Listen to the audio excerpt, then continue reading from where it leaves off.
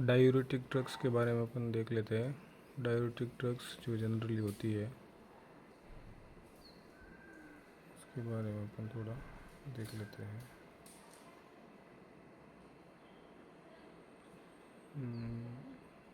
Diuretics की definition सबसे पहले देखते हैं। डायूरेटिक्स ड्रग्स ऐसे सब्सटेंस होते हैं जो यूरिन के प्रोडक्शन को बढ़ाते हैं।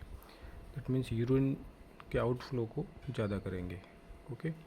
और डायूरेटिक जनरली किसके लिए यूज़ होती है वो देख लेते हैं कि अगर किसी को बीपी की प्रॉब्लम है तो उसको लो करना है, या किसी में एक्सेस में फ्लूइड डिपोजिशन हो रहा है टिश्यूज़ के अंदर जिसको अपन ईडिमा बोलते हैं।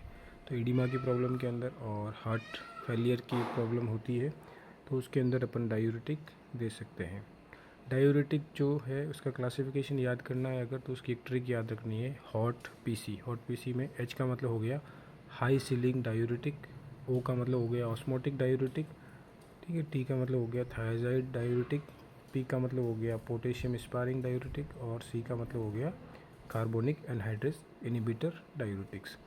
अब एक एक का एग्जांपल याद रखना है। जैसे हाई सीलिंग डायूरेटिक है तो उसका एग्जांपल आपका हो गया फ्रूसेमाइड और टॉर्सेमाइड।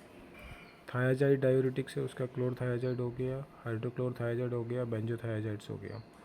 ऑस्मोटिक डायूरेटिक की बात करेंगे, मैनिटॉल हो गया, ग्लिसरॉल हो गया। ये एक एक दो एग्जांपल सबके याद करने हैं। कार्बोनिक एनहाइड्रेज इनिबिटर की बात करते हैं तो एसिटाजोलामाइड्स है कार्बोनिक एनहाइड्रेज इनिबिटर। उसके बाद पोटेशियम स्पारिंग डायूरेटिक है, उसमें स्पाइरोनोलैक्टोन आता है और अमीलोराइड्स आते हैं। तो ये आपके सारे जो है आपके कैसे हैं, कार्बोनिक एनहाइड्रेज इनिबिटर्स है।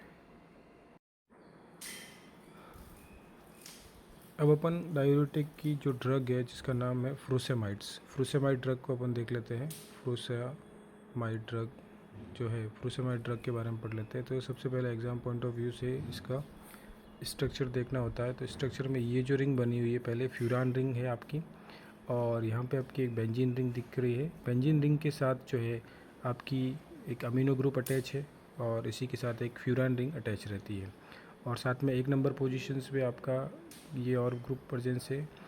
तो सबसे पहले स्ट्रक्चर अपने को अच्छे से याद करनी है।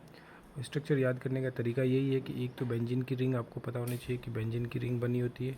दूसरा, बेंजीन की रिंग में जो आपका एक पोजीशन है उस पोजीशन से आपका फ्यूरान रिंग अटैच रहता है। फ्यूरान रिंग जिसमें ओ ग्रुप प्रेजेंस होगा वो फ्यूरान रिंग होगी आपकी।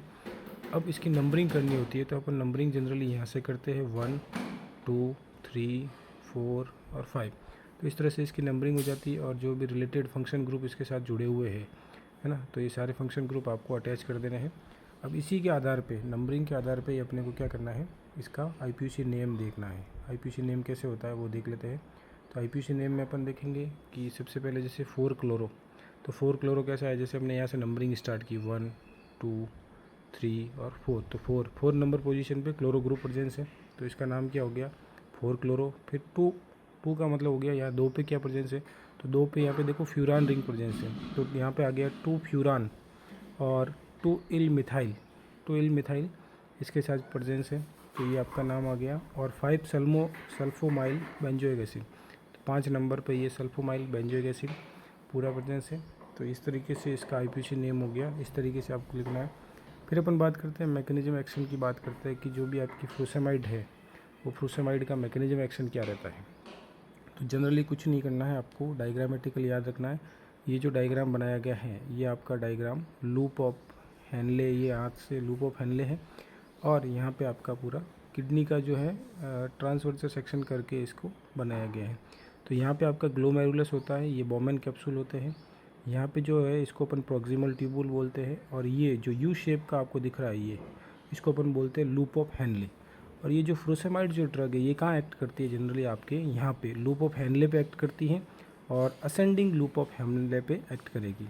तो असेंडिंग लूप ऑफ हैनले पे जनरली क्या होता है, पोटेशियम चैनल, सोडियम और क्लोराइड चैनल प्रेजेंस होता है।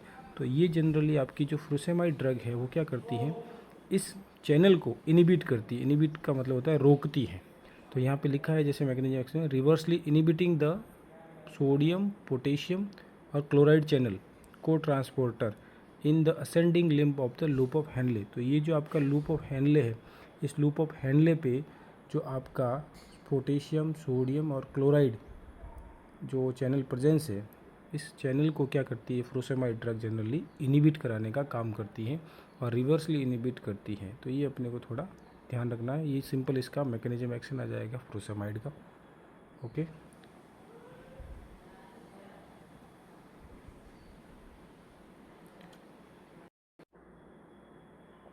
फिर स्टोरेज कंडीशन क्या होती है इसको देख लेते हैं। Room temperature, keep away from light और do not store in damp and moist area. ये थोड़ा स्टोरेज कंडीशन है कि अगर अपन जो फ्रूसेमाइड ड्रग है कहाँ पे स्टोर कर सकते हैं उसके बारे में लिखना है। फिर स्टेबिलिटी की बात कर लेते हैं इसकी।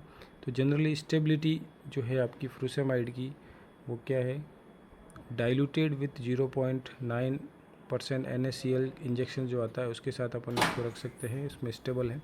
एंड स्टोर एट 22 डिग्री और 22 डिग्री टेम्परेचर पे अपन इसको स्टोर कर सकते हैं। इसके मिनी बैग्स आते हैं 160 mg पर 50 ml के।